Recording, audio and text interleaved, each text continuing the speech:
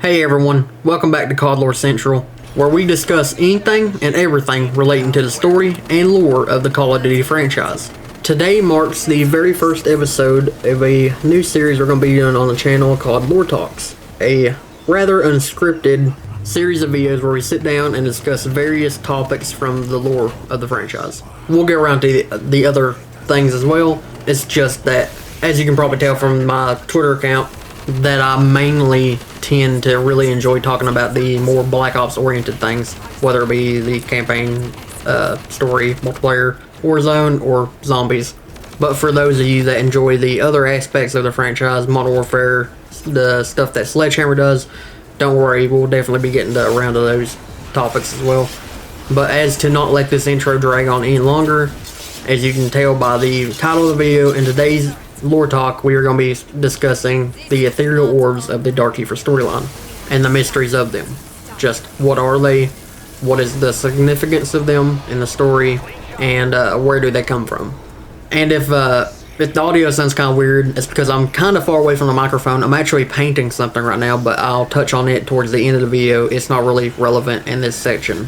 But getting into today's topic, I think the orbs are something that has really lacked discussion in the community thus far, even though they are, in my opinion, one of the more important, or going to be important, aspects, I think. They were first introduced to us back in the asset itself of the orb was first shown to us in Onslaught, but that's not an actual orb as we know it. That's just the Forsaken fucking with us. So I'm gonna ignore that for the sake of this discussion. But the first time we really get to see the orbs is in Outbreak, where they appear as a ball of shimmering light, of course, that giggles like a child. And I'm gonna try to take this bit by bit and kind of talk about it in the way that's laid out, in the sequence of events that are laid out, where we learn about the nature of them in the game. And I don't think we really get a whole lot about them. We get a little bit, but it's mostly implied shit, because it ties a lot into the kid. Obviously, like I said, it giggles like a child, and around Season 2 is when we start getting Sam talking about the boy, who we later find out supposedly died in a house fire that was set ablaze by Weaver during a Black Ops assassination that involved himself and Samantha Maxis. So they tie a lot of that little side plot into the orbs. But getting to the orbs themselves, I think the next thing we really hear about them is in the Fedorov intel, where he stumbles upon it and he talks about how it reminds him of it makes him feel sad because he'll never get to know he'll never get to actually hear that sound. He'll never actually get to have kids of his own, and that the orb is filled with sorrow and sadness, which technically is true. So that intel is from Season 3, if I'm not mistaken. In between Season 3 and the next time we really get an actual thing about the orbs is in between that time they build up the boy a little bit more, and there's more implied shit there. Next big thing, main quest 2 of Outbreak, where we see that the orb has a connection to the Mr. Peaks mystery box rabbit. And obviously during the quest, you lead the orb to the Ethereum neutralizer on the bridge, and then it won't go into the neutralizer, so you have to get the mystery box rabbit, and then you put the rabbit in the neutralizer and the orb goes right to it, implying that they share a connection. That is one of the bigger main connective tissues of the orb being related to the kid in the house, and which is potentially Eddie's son, but we're going to save that particular discussion for a different video. The main thing here that we get about the orbs is whenever you do that, whenever the orb flies into the rabbit and they disappear and whatever, Strauss chimes in and says something to the effect of the orb being comprised of primordial Ethereum, which I think is potentially really important. Well, it is really important because Primordial Ethereum is something we hear about quite a bit in the story, and we don't know what it is exactly. There are some implied things I think about. Obviously, Primordial existing since beginning of time.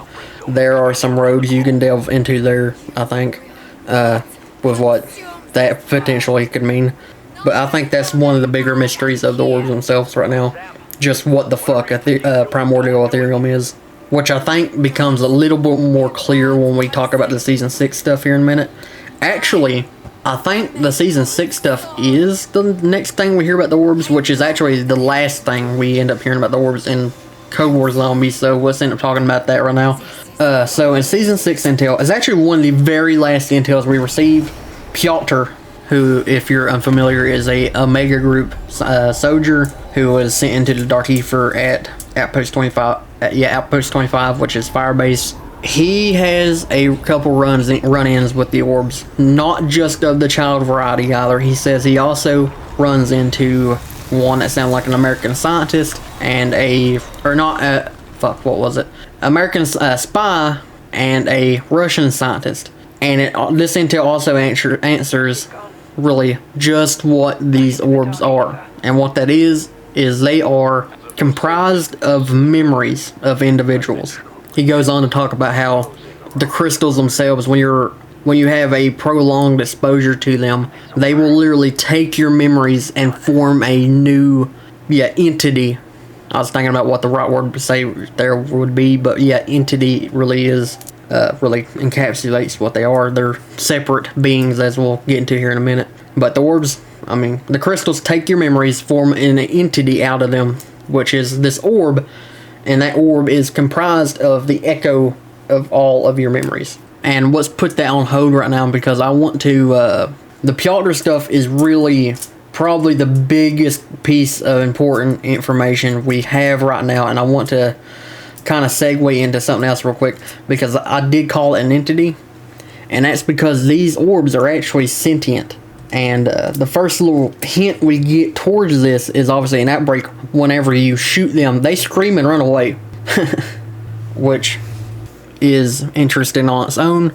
But then later, which is funny because this is obviously something that's going to be pretty fucking important, because not only does Treyarch give us a huge revelation on them in Season 6, really the last piece of Requiem intel, kinda, but they make a point to also bring them up and make them the main important piece of the Shino Numa Easter egg in Vanguard Zombies, the Echo Syraxis' memories.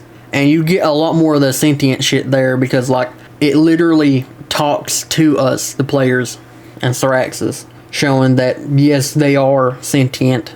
But not only that, but they also are aware of their surroundings, and they can form their own memories of their own, and they have their own emotions and feelings and stuff like that. And I need to go back and replay that quest because I might be getting this a little bit twisted, but there does seem to be some capability for these orbs to inhabit physical forms, as we see in the Shinonuma boss fight with the echo of her memories. So that side tangent aside, let's move back to the Piotr stuff. And mainly, the main thing that I want to talk about here with this stuff, and it's probably the last thing I think really, is that the significance of them going forward. And that is the stuff he says about encountering orbs of an American spy and Russian scientist. Because fans of the Aether story, that sets off a bit of an alarm bell, because we did have an American spy in Peter McCain, and a Russian scientist in Gersh. It seems to be very clear references to them. And really, I think that is the main takeaway here, is that this is a way in which Treyarch can recontextualize and give us more information about those prior events of the Aether story. Particularly, I think it's very likely that in the future we end up seeing orbs of Victus. I think that is a very good possibility of that happening. Us getting to see their memories, perhaps, of whenever they were tossed into the Dark Aether at the end of Attack der Toten. And that would be a way to give us more information about those things, those crews, without fucking with the arc of their story. Because Treyarch did say in that Alpha Omega interview back in 2019 that Attack der Toten would be the end of the line for Victus, Ultimus, and Primus. This would serve as a way to give us more closure on them, more information, more lore, without fucking with the trajectory of their arc and the impact of it. But with all that said, I think that's everything I wanted to talk about here in this little lore talk today. I hope you guys enjoyed getting to hear me schizo-rant into a microphone for about 12 minutes. I'm going to finish this painting, or this thing I'm working on, let it dry, and we'll see you in a minute to talk about that.